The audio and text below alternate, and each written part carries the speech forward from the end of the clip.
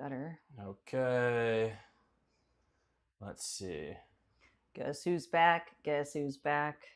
In theory, we should be. Let me get this better. Other way. Yeah. That's better. Oh, are we lagging bad? Wave your hand. We're lagging bad, I think. Hey. Yeah, I think we got. I don't know. Instantly, we're lagging. I think is it lag or is it just like reflection? It's lag without doubt. I want to see if the chats go live though. Can you wave again?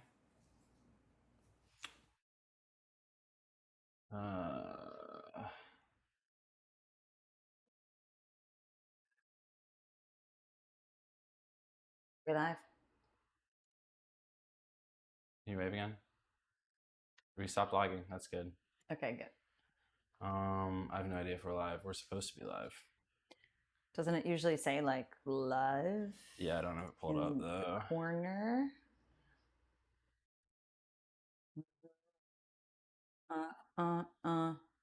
Guess who's back? Back again. Trish Leigh's back. Tell a friend. Airstream came through. Guess who's back? Guess who's back? Guess who's back? I don't know if it worked on.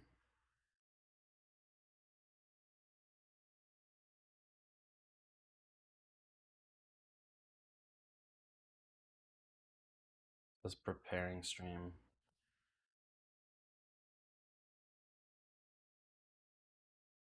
Down now.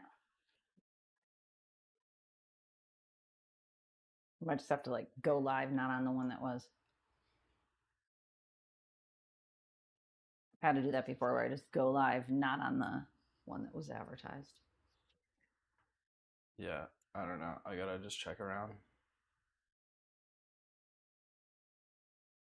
Let me see if it went live here.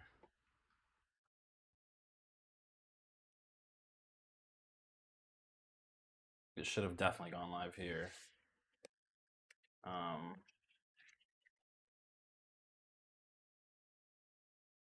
New Starbucks cups.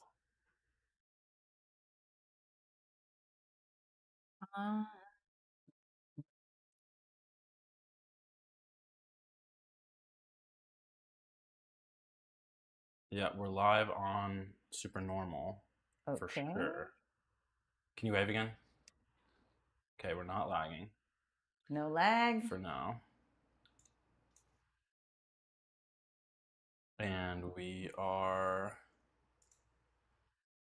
in theory, live here. Let's see. Which we are. Are we live? Okay.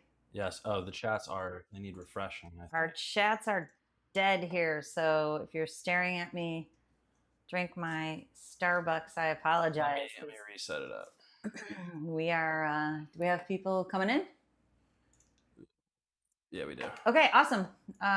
We are here getting prepped for Supernormal Saturday, and Declan and I are psyched. We weren't sure if we were live, and we've got some experiments for you all tonight. We're going to make it participatory, so buckle up, Buttercup, or Butterfly, if I should say. So we're going to let him get all the tech set up, and then we'll get rocking and rolling. Happy Saturday to everybody. It's been a busy day. It's all good. Let's see. Nice. I've got a special experiment for everybody.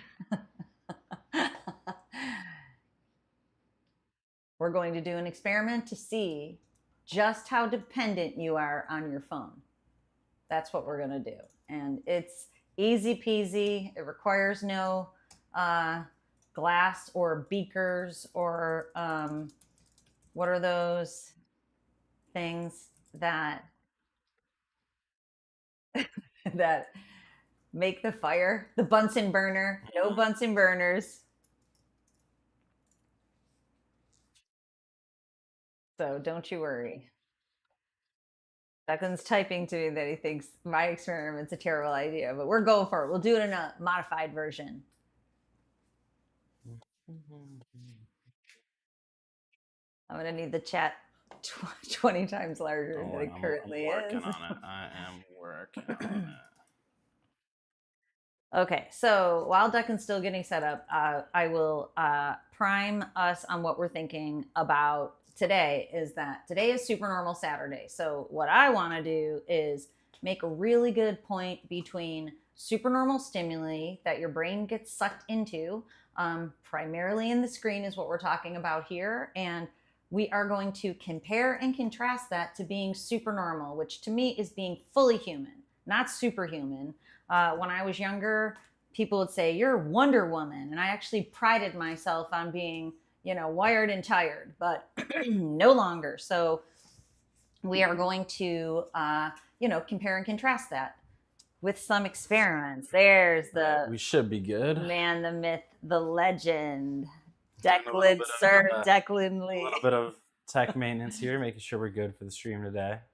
Declan, don't leave me. Declan's going back to his own apartment, so he will hopefully, if he's got the tech worked out. I believe I have the tech worked out for tomorrow and the day after. He will be streaming from his apartment, and if not, it will be me FaceTiming him in on the little tripod with my phone or something to that effect. That'll be great. We can do that if we have tech issues. I think the tech will be all right. Put you on my cell phone next to me, so my mic picks you up too. Yeah. That'd be fun. Okay, so let's see who's in the chat. Dr. Scott in the house. We are live. Hugo, Maria, Pablo. Yes, we are. We've been live all week. It's today, Saturday. We've been live since Wednesday. Declan and I, this is my son, Declan, for anybody who hasn't met him. Hey, everyone. We are going live for 1 week in a row. We're trying to hit different aspects that are super important to the journey of stepping out of the screen, balancing your screen time so that it serves you, getting on purpose in your life and rocking it out. So we went over willpower, we went over thinking. Yesterday we went over Future Self Friday. Today we're doing supernormal stimuli to supernormal living. Tomorrow we're talking about socialization, how to improve your social skills and to get over social anxiety, which I know many people struggle with. Monday we're talking about motivation, how not to count on it, and how to be motivated too, because I feel motivated. And then Tuesday Triumph. Let's see, Jorge. Yes, hello, Jorge. You still owe me a Cuban coffee, my friend, and I plan on taking you up on that someday. Hey, Christ Walker, what's going on, my friend? Muhammad, hi. What's happening, friend? Alfonsina, even on a Saturday. Love it. Thank you for being here. Thank you. Declan, I don't mean to steal the spotlight from you, my friend. Oh, you're totally all right.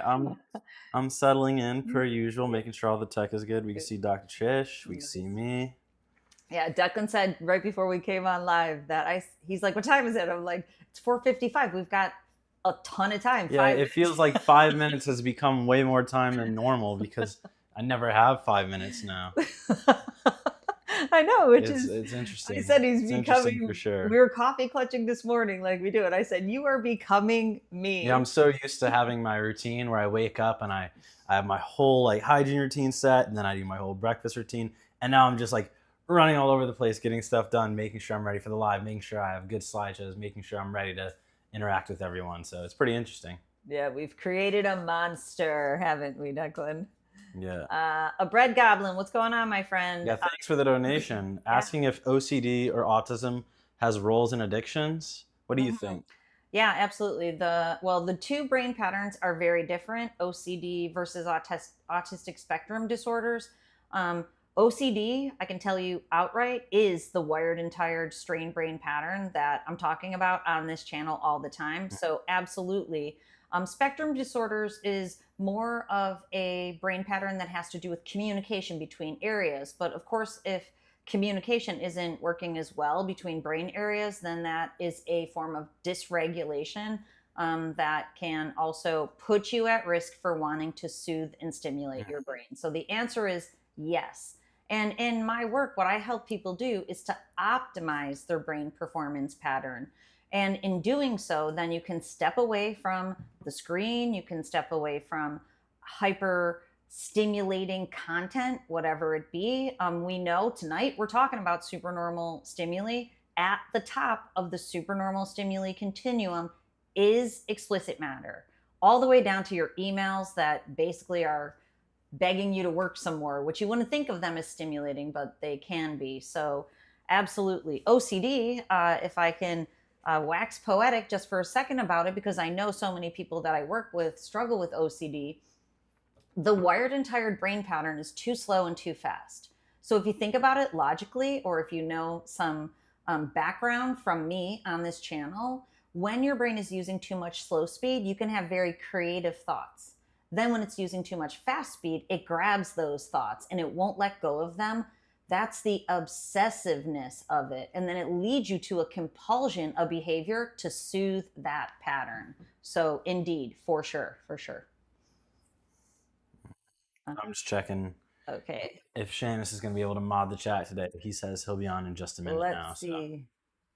Oh, okay, Craig M, PhD in the house. Yeah, thanks for joining us live. I very much appreciate you checking out the replays, but it's obviously more fun to have people here so we can interact. So change comments to subs only? Is that what we got going? Yeah, that's what we have going on. That's pretty standard. Okay, it's pretty standard apparently, which means subscribe, my friend, if you'd like to comment. I've got the young men working the chat here on things I don't know. So this way you can join us here on the channel.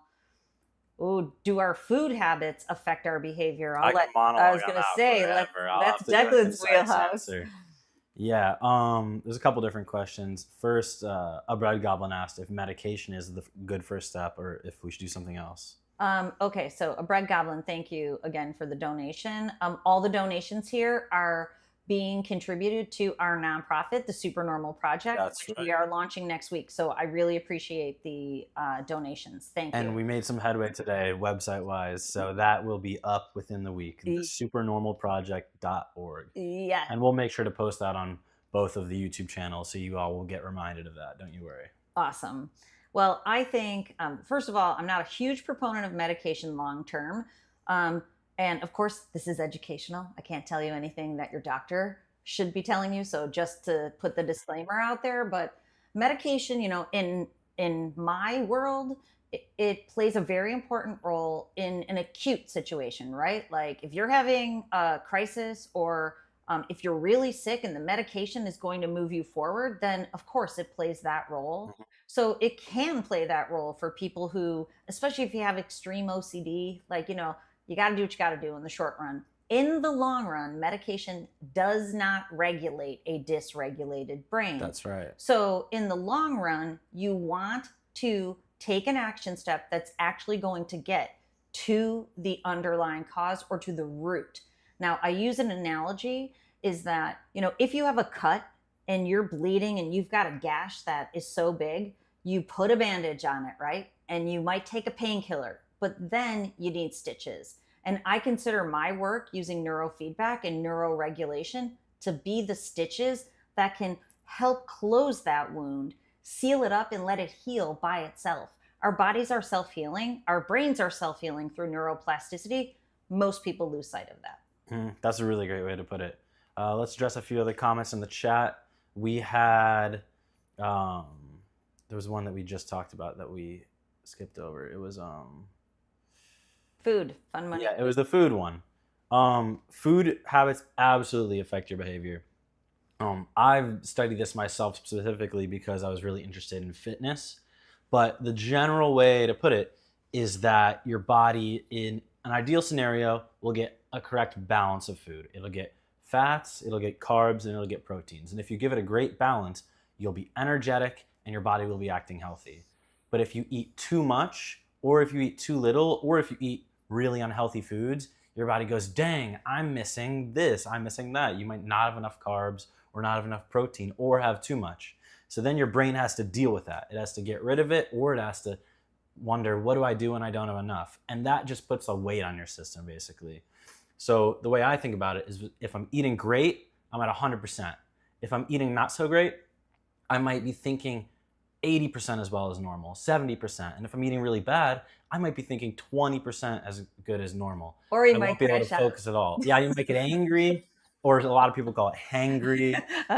It can have all sorts of effects. So diet absolutely matters. Yeah, and this is so much in Declan's wheelhouse that I've encouraged him to put a section of that in the program that we're making for the Supernormal project. We have 4 different programs going, and the remediation one in particular, I've encouraged him to include nutrition on a basic level, not a, because most people don't know, eat more lean protein than you eat carbs unless you're bulking.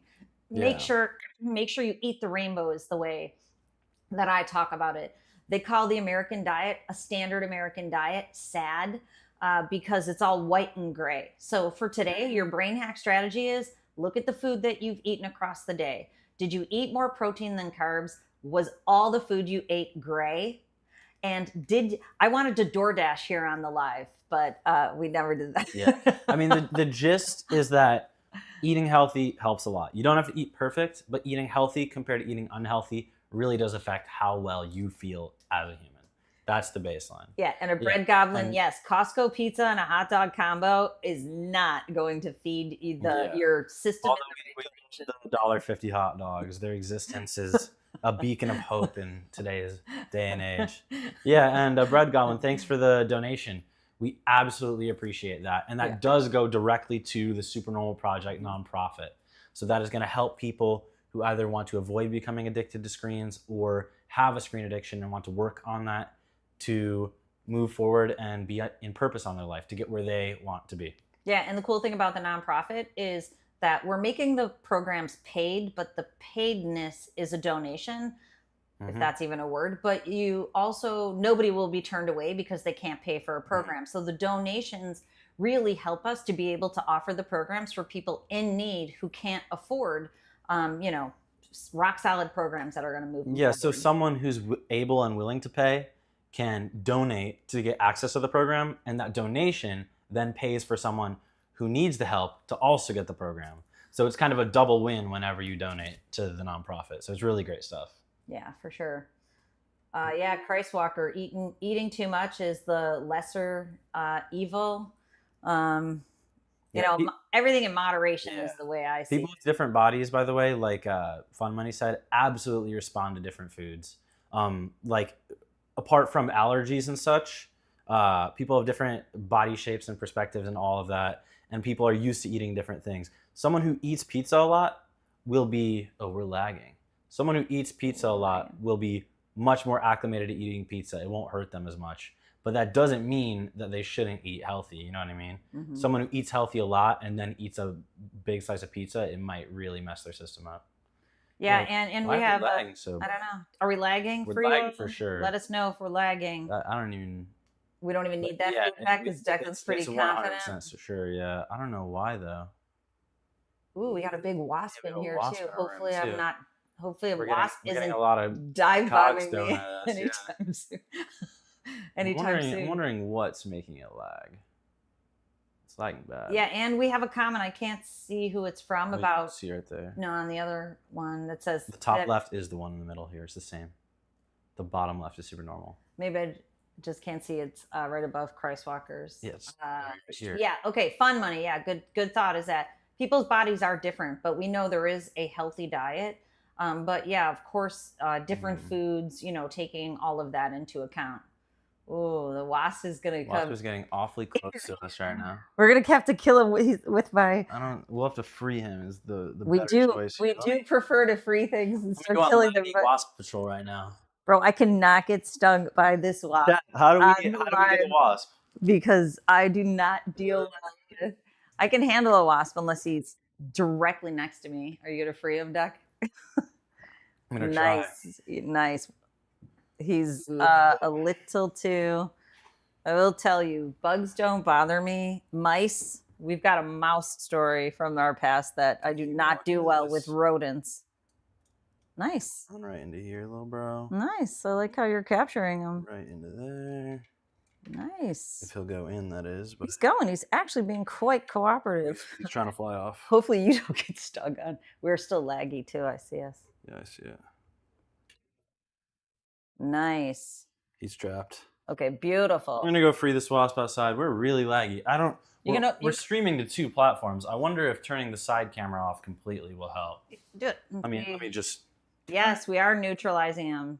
We try not to kill things around I hope here. it doesn't like crash the stream or anything. We have.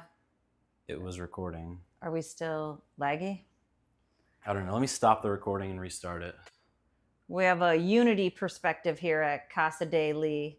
The wasp is making it lag a little bit. That is too funny. I'm going to leave the recording off for a minute to see if that stops the lag, and then I'll start it when I come back. Yeah, definitely. Giant hornets. You can put them out the window. I don't know if they'll ricochet back in. You might want to. They'll definitely ricochet back in. I'm going to leave my mic here. Let's see. Do I have any recommendations on neurofeedback books? Enneagram number 5. I really love the Enneagram personality test. Neurofeedback books, yeah, there's some good ones. In terms of just learning about neurofeedback, there's a really cool book called The Symphony in the Brain. Oh, okay, good. The turning off the side camera fixed the lag. Thanks, Abred Goblin. I'll tell Declan. When Declan was young, he named himself Declancy Leger. So I still call him Declancy Leger all the time instead of Declan Lee. So when DeClancy's back, I'll tell him that that hopefully are turning off the side camera. Neurofeedback, that might be a good one just in terms of learning, more about how, without going super duper deep into, the ins and outs of neurofeedback. I saw a question about a supplement for PIED. I am coordinating with my husband, who is our supplement guru, and I am still working on that. In my program, I have a recommendation for it, and mostly you will find most of the supplements have beets in it. But I am working on the lag high quality. Yeah. But I have to start the recording again, so it might lag again. Oh, the recording. Hopefully, because the side camera isn't active, it won't though. Yeah, and maybe if anything, we can just put. Oh yeah, Craig, you're gonna like that book. I loved it. I thought it was great, and it's a good story too. Maybe if the recording makes it lag, we could just turn it on for our slideshow / experiment. We could do that, but let's just see if it will stabilize now that I have one of the cameras turned off.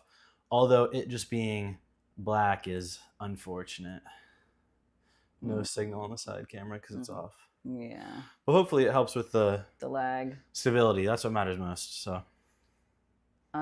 Okay, so shall we dive into our show? And then we'll come to comments. Because I'm excited about being able to dive into this. Supernormal Saturday, the butterfly experiment. Yes. Do you want me to lead or you? Let me do a YouTube video worthy intro in a second. You wanna? Me? No, both of us together, so that in the video that you all see coming out, it'll look great. What are we doing? We're just going. Welcome to Supernormal Saturday. Nothing crazy. Okay. Yeah. I thought it was scripted. Okay. No, nothing scripted. Okay. Just a welcome to Supernormal Saturday, everyone. Today we are going to be talking about an experiment called the butterfly experiment, and the concept is about supernormal stimuli and how neuroplasticity, or your brain's ability to change how it reacts to different stimuli, can cause your brain to want things that are more stimulating rather than less when that's not necessarily healthy. Yeah, and you wouldn't have been that way minus the supernormal stimuli, because we've had questions, like, isn't my brain just designed to want to go in this direction? The answer is no, and we're going to show you why.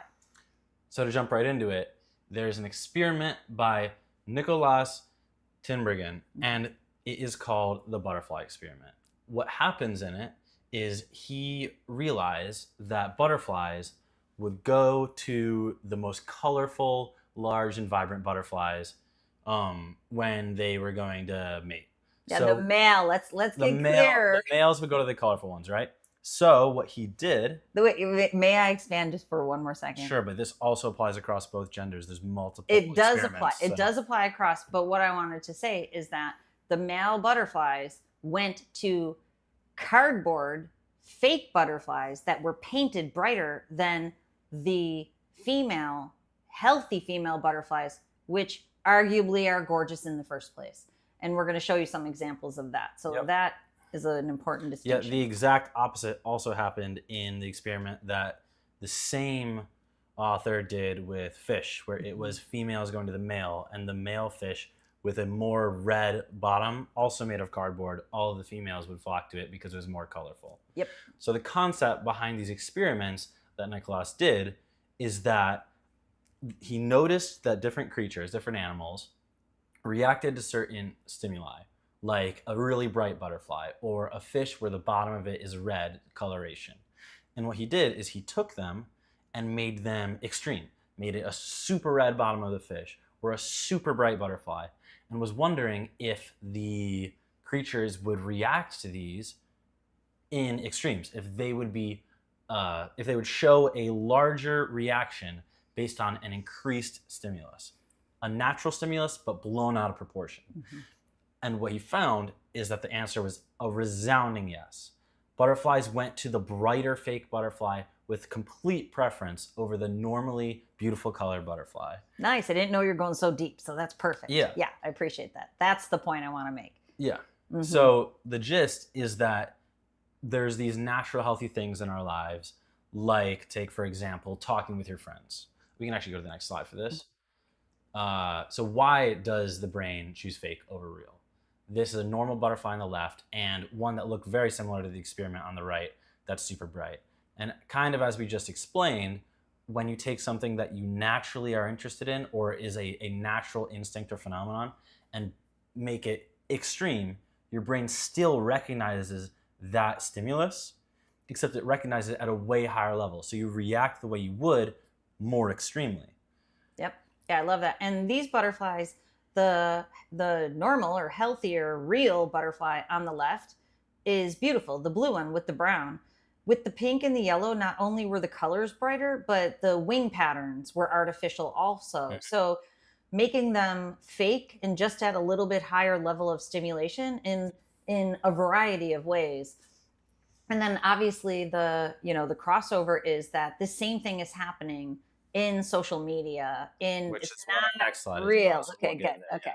So the concept here is that the same applies to something like phones. You could have a natural conversation with one friend of yours, which would feel great, but having a phone where you can interact with all of these people and see what they're posting on reel after reel after reel feels like talking to a friend times 100, times 1,000. So you react the same way you would when talking to a friend. Is, oh, I'm getting social stimulation. Oh, I'm getting information given to me, a story told. Except it's multiplied by 100. So your brain reacts 100 times the way it would when you're talking to a friend. You get way more dopamine. So then you get hooked on it. It's almost like you're having an infinite super conversation with your phone, which keeps you hooked on your phone. When you feel lonely, you pick up your phone. When you feel bored, you pick up your phone, which is when you would normally go and see a friend in real life or do something that you're passionate about. Yep. And instead you go back to your phone. Instead you go back to your phone. So that's just like the butterfly example. Just the same way that butterflies went to a fake, more colorful butterfly, we go to fake connection on our phone instead of real connection because the stimulation is so much higher. That's really important to realize. So replacing the butterfly with your life, not just phones, there's a variety of effects that can happen. By default, when you converse with a friend, instead you scroll on your phone because it's like conversing with a friend, but times 100. Instead of earning a normal achievement, you did something great at work or school or in your life towards a passion, you get instant dopamine hits. You made the smallest achievement on your phone of scrolling or leaving a comment or arguing with someone in the comments. But you can get it so fast that it feels almost the same, maybe even more. It's an extreme stimulus. Yep. And instead of being on actual purpose and doing something over time, which is nice and it's good and it feels stimulating, but to a normal degree, you might avoid that endlessly because the ways that you avoid it give you tons and tons of dopamine and give you a similar sensation to chasing your purpose, but don't actually move you forward. Right. Awesome. Yeah. Totally awesome. That's great. So that leads to a couple different things happening to your brain, which I'm sure Dr. Trish would love to talk about. Yeah, absolutely. So when you find yourself going back to the supernormal stimuli, it's supernormal, which means it's it's releasing extra or higher levels of dopamine in your brain. While you're really caught up in the loop of that, that causes something called strain brain.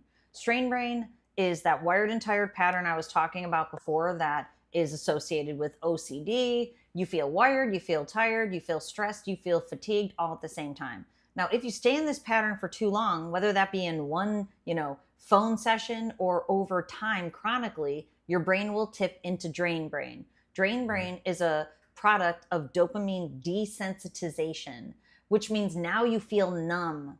Now your baseline arousal is shifted too low and you can't feel aroused anymore. It leads to anhedonia. It also leads to not wanting to go back into your life, back to your work, back to your hobbies, back to your relationships, all the dopamine's in the screen. And when you land in strain brain, drain brain, or both, that is significant amounts of dysregulation. That is right. And the butterfly, the artificial butterfly of your phone and the content on it is the cause. That's what we want you to know today. Yeah, and having strain brain or drain brain or a back and forth of both makes it even harder to realize that these stimuli are being exaggerated. Let's say your brain is having strain brain. It's really up there in its activity. Then it feels like you need even more activity to be at a baseline. So then the idea of having a normal conversation feels even crazier than being on your phone. So you kind of get trapped into this loop of getting your brain one of these ways, and then it gets even harder to get out of it. You go further and further into it. So the earlier you notice, the sooner you can start training your brain to get back to normal. Which leads us to our experiment. Our experiment? That apparently got cut from the slideshow. Is it cut? It might be cut because we haven't touched our phones once this entire time. Okay, not us. Well, what I wanted to do is that, and it doesn't make good television, it doesn't make good shows, but we'll do it just for 10 seconds, not for the 2 minutes that it's a good experiment to do yourself, though. It's an absolutely so we're going to do it for practice. 10 seconds, but when we get off this live stream, I encourage you to do this experiment at home and then take notice of it. This is the experiment. We're going to be quiet for 10 seconds, and I want you to see if you feel the urge to pick up your phone, to leave. Don't leave. I want you to feel what it feels like inside. It's coming from your brain. 10 seconds is going to be eternity right now, right? We're going to have to do it for 5. 10 seconds of doing nothing. Of doing nothing. We'll do it for 5. We'll just we can do 10 seconds. We'll it's crazy how used to having things happen your brain can get, and how having nothing happen, just sitting still for a minute, can feel almost painful because you're just not used to it. So the experiment here is to just do absolutely nothing for a little bit of time. We'll do it for 5 seconds. I literally we can do it for 10 seconds. It in for 2 minutes. 5 seconds would probably kill won't us. even change anything. Are you ready?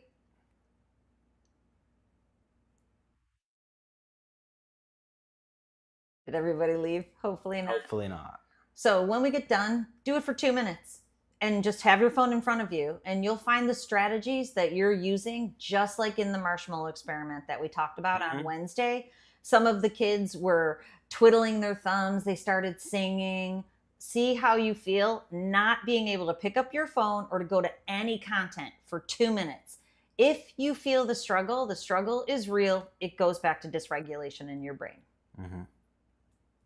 Yeah. So moving forward, what does it actually cost you when you let your brain get into strain brain or drain brain by allowing the increased supernormal stimulus like a phone be the normal instead of something like talking to your friends?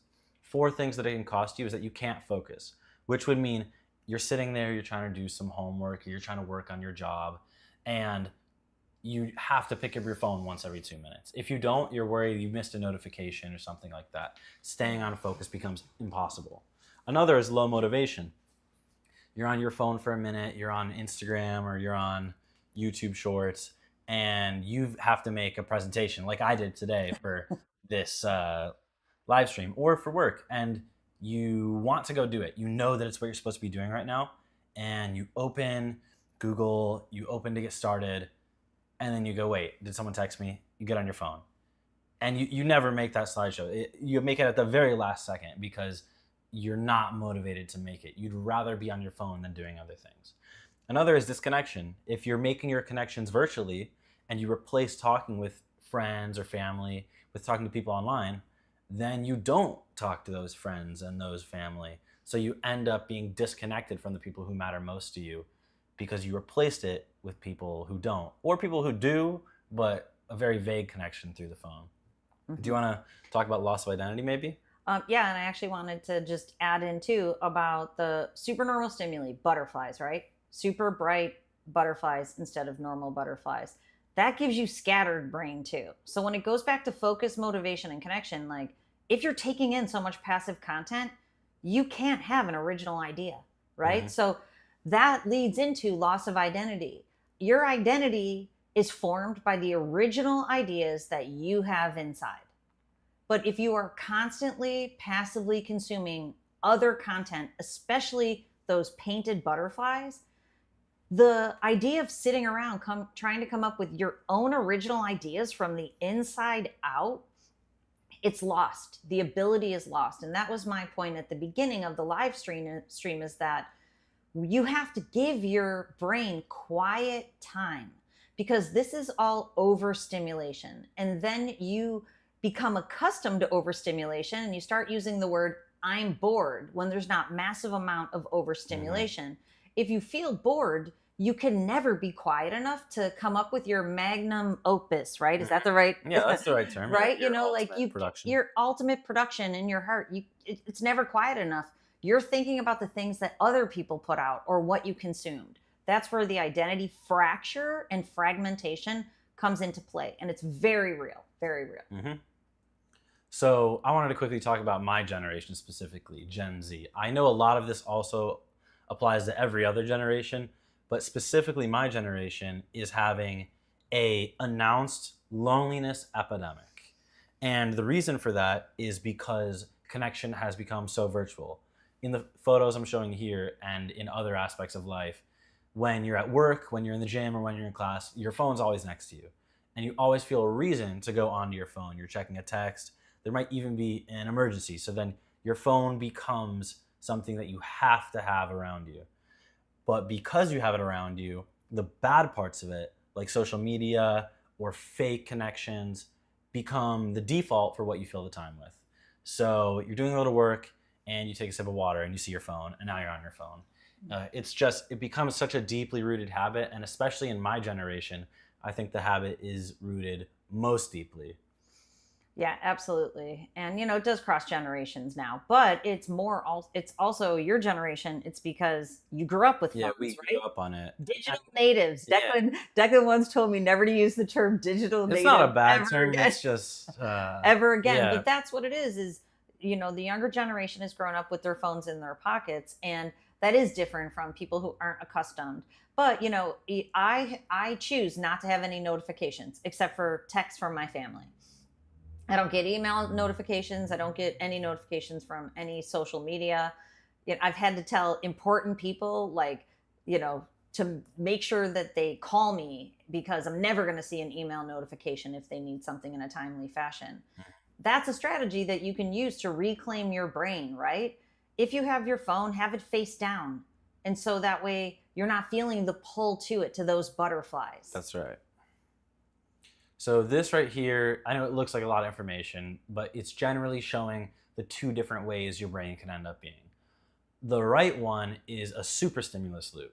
And what a superstimulus is a stimulus that is exaggerated. It's something that is something we would normally react to, but an extreme version of it. So when you get exposed to that, your brain has a dopamine spike. It reacts much more largely than it normally would. And then after that dopamine spike wears off, it crashes and you go, dang, I feel tired, I feel bored. So then you want more, so you go search for another extreme stimulus. What is shown on the left here instead is a proper, healthy dopamine loop where you earn your dopamine. You put in effort, you make progress towards something in your life, and that gives you a healthy baseline amount of dopamine, and it never falls off back to zero. When you're in a superstimulus, it goes way back down because it was only because something extreme happened. But when nothing extreme happens, nothing super stimuli, instead you create this healthy level of dopamine that you have day round. and you're able to be much more happy in your life. And Right. Yeah. It's stable instead of the pendulum effect. Yeah. In my book, Mind Over Explicit Matter, I talk about the pendulum effect, when your brain's swinging back and forth and you feel that instability in your life. You feel up, you feel down, you feel happy, you feel depressed. You know, you're all over the map. Earn the dopamine is the slogan for our new nonprofit once Declan approves it. And once it's approved, earn the dopamine. I love it because when you get out there and you earn the dopamine, you feel stable. So the takeaway from this visual is, you know, your brain hack strategy for right now is get your journal out and figure out what super stimulus loop you are in. It's different for all people. It's gaming for some people. It's phones for some people. It's work emails and, you know, notifications in that way. It's social media for a lot of people. It's explicit matter for so many people. Figure out your super stimulus loop. That's what needs to be broken and replaced by the earn the dopamine loop. Now, I challenge you to think, how are you earning the dopamine in your life right now? And there's a likely room for improvement. So then the next question is, how are you going to earn the dopamine for more stability and regulation and honestly happiness and joy in your real life in the future? Future being when we get off of this live. Mm-hmm.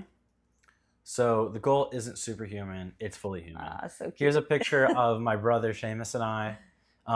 It's just us when we were hanging out, being normal, not necessarily normal, being our version of normal. Yeah, exactly. Not doing anything super overstimulating, taking a nice Polaroid, just hanging out. And that, to me at least, I love it, was fully human. It wasn't hyper exposed to any super normal stimuli. It was just living in the present the way I wanted to. Love it. Mm-hmm. You know, I always put the only things I put on Instagram that aren't work related or motivational for you all messages are pictures of me and my besties. We hang out at least one night. Hangout's already set for 7 p.m. tonight on my friend Molly's back porch. We hang out at least one night every weekend. You know, that's why I say you don't need 1 million people. You need one person to take a Polaroid. In the email that I sent out, if you are interested, go over to drtrishleigh.com. At the bottom, you can join the email list for the brain hacks. I think it was 2 weeks ago now. I sent out a picture of me and the besties. We went out for pizza on a Friday night, but then I put a picture of our dog Chewy on that also, because a lot of people say, I don't have one person. Well, then the challenge is to find one person, right? Coming up soon, find a person. Get out there. We already talked about this. Go meet people. But, you know, get a hamster. Remember that hamster you had? What was his name? That was one of the worst decisions. Don't get a hamster. All the others, great. Getting a hamster, not the call. Yeah. What was his name? Peak something? No, that was Pike. Pike. Pike the hamster. Yeah, he... But I sent a was an picture interesting one. of Chewy, our dog. Chewbacca, his name is. And, you know, he's the sweetest. And Declan loves to be with him. I love to be with him. Having a pet around, maybe not a hamster because I forgot they're nocturnal and they make a ton of noise on that hamster wheel all night long. But, you know, find connection. My point is find connection. Mm-hmm. So you can find... Seamus has a whoa because we showed him. And his hair is so short. You can find more information about topics just like this currently at drtrishleigh.com. Soon we're going to have another website up called thesupernormalproject.org. And we're going to be mentioning that on our socials and especially on both YouTube channels. But for now, we have content just like this on the drtrishleigh.com website, where you can get help if you struggle with anything like screen addictions or explicit matter addictions, or even just read the blog posts we have. Lots of them. It's a really great site with lots of resources. So if you're looking for anything of this sort, it's the place to go. Nice. And tomorrow, we are going to be having Social Sunday, where we're really going to be diving in to the idea of connections. We kind of tapped on that today a little bit, how we talked about supernormal stimuli like a phone versus talking to people who you care about, but we're really going to dig into how those connections can help you in your life and how to build those connections up, especially if something like being on your phone or on screens has taken you away from them. Yeah, and I particularly want to talk about social anxiety and how it's increased by screen time and why. And I'm going to make a good book recommendation for tomorrow. that has not an experiment we will do, but I can have you do by yourself again. So make sure you join us to improve your social skills, find out why you have increased social anxiety if you do, and then of course what to do about it. Great. So that is Seamus says we lagging. Yeah, I saw that. I noticed that, and I was wondering what to do about it. But well, we could probably stop recording now. Yeah, we can stop recording, which should. And it helped last time, right? So. Huh. Funny money. Pets are good from a distance. Yes. Our dog Chewy's older now, so he's so chill. But yes, they can be a lot of Sorry work for blocking sure. Dr. Yeah. Trish here. Let me see if I can't can. use our side camera. Let me see if I can get the lag on. I think it's gone. Yeah, we're back. It was. I'm not joking, Mr. Samuel Peeping. I know it can be challenging to get out there, but I have a saying that I'm. Not everybody loves all my sayings. Let's just preface it with that. But the idea is that I know these things are difficult, but this is the growth mechanism is to challenge yourself to get out there and to meet like-minded people. You're not going out specifically to meet someone, but when you go spend time with people, this expands your horizons and it integrates you into a community. I've done it myself. I know how challenging it can be. I continue to do it myself. And, every time you challenge yourself, you're growing. So, and then, you have to do new things to get new outcomes, right? The definition of madness or whatever Tony Robbins says is doing the same thing and expecting a new outcome. So the challenge here is, find the next thing you can do. It doesn't have to be perfect, but the next thing to move you in the direction of what you want. And the thing I was going to say before is that not all people love it, but I try not to stay in a problem too long. When a problem comes my way, and I texted this to Declan today, I was like, I've gotten pretty good at this in handling problems. If a problem comes my way, I recognize it. I recognize how I feel about it. I don't ignore it, but then I try to move to solution. I've got a problem. I'm not staying in that problem for too long. I'm going to feel it, but then I make a plan. And then I begin to implement that plan. And it can be really messy. I call it imperfect action, just continuing to move forward, even though the challenge still exists. And then it keeps moving you in the direction of the life that you want. So I also call it tolerances. All of these things are in my program that you'll find at drtrishleigh.com. But what you're tolerating in your life right now, I don't want you to tolerate. So if you're tolerating something, acknowledge it. This is the thing I have going on and I don't like it. And I am tolerating it. And I don't want to have to tolerate it anymore. Then you make a plan. How are you going to move forward? How are you going to get out of the problem, out of the thing you don't want, step by step? And it's a marathon, not a sprint. So you have to acknowledge this is going to unfold over time, but you have to continue taking the steps that get you there. And I know it's difficult, but I also know it can be done. I know it. Mm-hmm. And sorry that we missed so many of your chats during the slideshow. If you had any questions or comments that you wanted to make and want us to see, feel free to send them again so we can see them fresh in the chat now. We usually don't encourage repeat comments, but now would be a great time to do that. Can you scroll this back or not really? Yeah, I figure it's easier people just to ask again. Yeah, because the history is pretty long. Okay, we got one. What can a neurodivergent person do to get social interactions or integrate myself to the world? It's a really great question. And I want to make one point before I answer that is that I actually know I have a few different friends that are on the autistic spectrum who have partners and are married.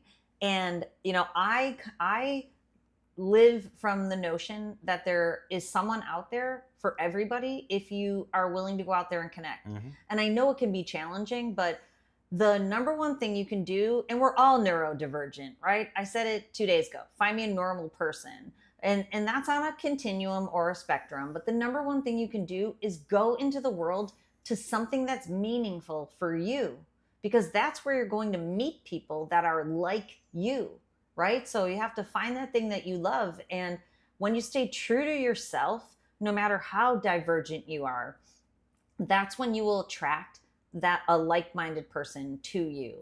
And it doesn't happen overnight always, but if you believing is seeing, right? Not seeing is believing. You believe it can happen, you take the action steps, and you will find that person if you don't give up. Yeah, and Christwalk, I really liked your comment. Reading books is absolutely a healthy hobby. If we're comparing supernormal stimuli, aka very extreme ones, to ones that are healthy and are probably helping you in your life, reading is one of those healthy ones. An extreme version of it would be something like going on your phone and reading a million comments. That would be bad for your brain and not be putting anything that you really want to be seeing into it. But reading a book is absolutely great. If it's a fiction book, it can be a relaxing time that you read about a cool story that you enjoy. Or if it's a self-help book, it could be teaching you how to do something in your life or how to build new skills to communicate with people. Regardless of what type of book it is, reading books is usually a pretty great thing to do. Yeah, it really is. And it's a lost art, but books are coming back. And one other thought about that, fiction books are healthy fantasy, right? Healthy fantasy. When you're reading a story and you're submerging yourself in not your real world. So that can be really healthy. And Christ Walker, I was smiling because I thought Declan was acknowledging your second comment that says, I'm on the spectrum and I got married. It's a blessing. There's people out there, but I know it's not easy, but I also know that you can accomplish anything that you want to when you set the intention, you make a plan, and you start moving towards it, and you use imperfect action, and you don't stop until you get there. Let's see. Yeah, a bread goblin. We talked about that just the other day. A few ways to address being addicted to your phone. One that we talked about was using screen time apps. There's apps that you can put on your phone where it doesn't really get rid of any of the nice tools that it has, like texting or whatnot. But instead, it makes it so that the bad apps, the ones that you consider bad yourself because you go on them too much, take like Instagram or YouTube Shorts, for example, you can set a time limit. It works way better than like the default version built into your phone where you can set, I'm able to use Instagram 2 times a day for 3 minutes. And after that, it will not let you use it. Stuff like that can be really great. If you go out of your way to make it more difficult to do the bad habits you have, then you're more likely to do the good habit instead, just because it becomes the easier choice. Yeah, and on my slideshow presentation that I put out probably this week, I think it was, there is an image of 2 pathways. One to the left that's wide and trampled down, one to the right that's skinny and not so trampled down. And I make the analogy in that slideshow that those 2 pathways in the forest are like the neural pathways in your brain.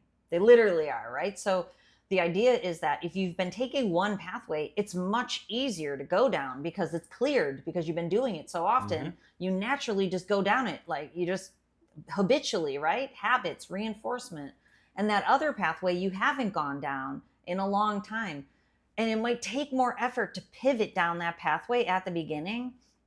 But as you begin to traverse it, that one's going to become trampled down and the other one's going to weed over. That's what we're talking about here. Yeah, and then a Brad Goldman had a few comments I wanted to say. One is a quick question about ashwagandha, at least as far as I know, which is completely unrelated to what we normally talk about. Ashwagandha is still a supplement they're doing research on, but from what they found so far, there aren't very many negative side effects, unless you're taking like a lot. So probably not a terrible worry. But your other comment I was a bit more interested in, which was questioning if using video games is better than something like endless scrolling or explicit matter. And it depends. If you're doing a lot of video games, tons of it, and it's taking up a lot of your time and you don't really want to be doing that, you're just using it to replace other bad habits.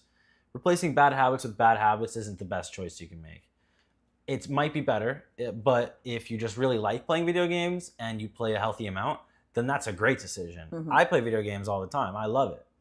But yeah, and I don't, as long as it's not a slippery slope, it's Yeah. definitely, we talked about scaffolding. If you're trying to build a 40-story building, you need to build floor 1. That can help you get, out of the basement onto floor 1. And as long as you can control it, and it doesn't lead you back into the other habits that you don't want to. And I have an example. I have a client who liked to watch WWE, and he was trying not to watch that because he thought it was like mindless and not good for him. But when he stopped watching that, he would consume more explicit matter. And I'm like, dude, watch the WWE. They're 1 hour long. They're nothing hypersexualized. You totally dug it. And that's a really good replacement. I always tell people to watch things that have story structure because that tends to be healthier for you. VDave3550, the date market is a hellscape. I can totally appreciate that in today's day and age. That's why if you're here on this channel, you're a top 2% person. Let that sink in. If you care about this at all, you are well in it. You are way ahead. You're an early adopter, if you know that language. You're way ahead of the people who don't care about their screen time at all. But that means you're going to need to do things differently than the masses are, right? Which means you got to go old school. You have to go meet people in the real world. And if you're going to use, dating apps, they are a slippery slope. And don't get me wrong, you're going to have to wade through the emotionally less intelligent people to get to a like-minded, emotionally intelligent person. But I know you can do it. And it is going to take more effort. And this goes back to thoughts that are in my book, Mind Over Explicit Matter, on evolution. Evolutionarily, I'm kind of in the line of the butterflies. Evolutionarily, top tier women choose top tier men. And so if you go out into the dating market, you're looking for a top tier woman, right? And you can't stop until you find that top tier woman. And it's shown that individuals like at all different levels want to be with a person at the same level. So you have to go find those people. You have to wade through them and not give up until you find a person who you sync up with and is, a good fit for you. And I know it's challenging, but again, I also know you can do it. Yeah, board games. I love that. Dr. Scott Benyon. I do remember board games. My husband just bought Horseopoly, which we've not played. We really do need to play. It is an equestrian version of Monopoly because my daughter rides horses. But we'll play a game 101. My husband learned it in Ireland, and it's a card game, and we'll play that sometimes, which can be really fun. You just sit down with your people, and you just chill and enjoy. So I love that. Real time, IRL. And we are almost wrapped up with the stream today. So if anyone has any final comments or questions, we would love to answer them. Oh, I'm glad you're here. 1:15, Abhinav, half asleep at 3 a.m. in India. Thank you for joining us. Takes some determination to stay up. Mudali, how are you, my friend? We're wrapping up soon, but I'm glad you're here making your appearance. Social media has degraded. It really has. Originally it was really kind of good for us to be able to connect with our grandma and our cousins, but now it's taken a turn where the algorithm isn't neutral, and you have to earn the dopamine. So stepping out of that algorithm that is not neutral and it's capitalizing on hijacking your brain, so you have to make these choices. Top 2% people. I would call you top 1% people, but I reserve that for the people in my program. And I tell them every single month, you're a top 1% person for being here and addressing this so you can rock out your best life. But you're top 2% people for being here on the live with us, which is still really good, right? Yep. Fun Money, thank you for your comment. We're glad you're here too. And we can answer a Bread Goblin's comment right above as our final comment for the day before we wrap up. Okay, final comment. Let me read it. Since my chemicals are skewed because of addiction, should men wait to date until their neurochemicals are normal so they don't get with someone who's basically high for years? I mean, this is a really good point, a Bread Goblin. It's a tough question, It's a good question. And of course, I always joke here on this channel that most of my answers are loaded with another question, but so there's no yes or no, but it is a good idea to wait until your brain is more regulated and stable, because of the very reason is that many people I work with understand the toxic dynamics in the relationships that they've been in the past. And you do have to regulate your brain to be able to see that. So, just taking it easy, at least, I don't think people should make a point that I'm not going to date, but I do think they should be open and evaluating more the type of person that they have been with versus the one who really boosts them up, right? You want to be with people who boost you up. So I think it is good to stabilize a bit, but you could also use it as an exercise in increasing your awareness. That is right. And Oh then, yeah, 115 Abhinav. My other children's names are Fiona and Aoife, or they say it Aoife in Ireland. So, both also very Irish. Yep. they're all Irish names. And then Swiss Marcus, Good thank night. you from Switzerland. We appreciate you being here. Good night to you. Yeah. And we are going to wrap up the live now. So if Dr. Trish wants to say goodbye to everybody. I do. that would And be what great. I want to say is that tomorrow night we are doing socialization. We're going to talk about how to build a healthy social life. We're going to talk about social anxiety. Most of the people that I work with can feel increasing amounts of social anxiety in the real world, which goes back to the question about meeting someone. So we're going to address more of that tomorrow. That's Sunday. Monday night, we're talking about motivation, how to boost your motivation, but also how not to count on it. Tuesday's our last night of being live together, Declan and I. Tuesday, Triumph. We're going to bring all of this together and really try to, hopefully propel you into the next days and weeks so that you can feel the momentum building. So join us. And until next time, not only